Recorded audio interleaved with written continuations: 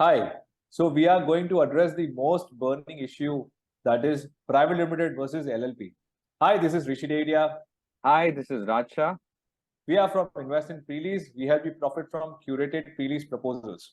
So today we have a very dynamic personality amongst us. Let me introduce her. Krupa Joisar, a company secretary and fellow member of the Institute of Company Secretaries of India and LLB graduate from the Government Law College GLC Mumbai.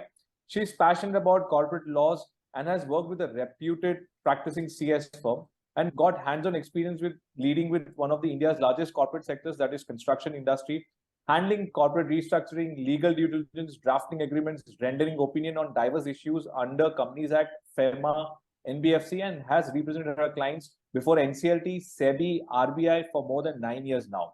She has a passion and commitment towards her work and thus empowering her firm and all the stakeholders. We welcome Krupa. Thank you for being here. Thank you, Raj and Rishi, for such a wonderful introduction.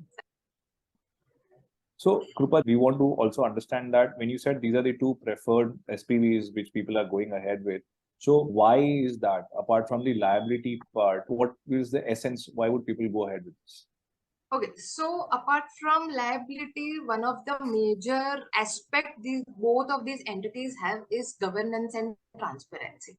So a private limited company generally have to file a lot of information with registrar of companies, which is always available in public domain. So it is more preferred because it has a lot of transparency.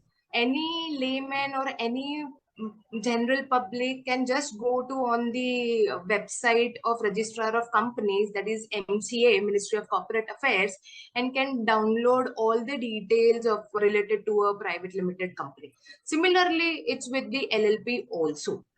So even for LLP, the LLPs are required to file various documents and their financial statements with the registrar of companies, which are freely available. So any person again can log into MCA website and can download it, and then they can understand how safe these private limited or LLP companies are.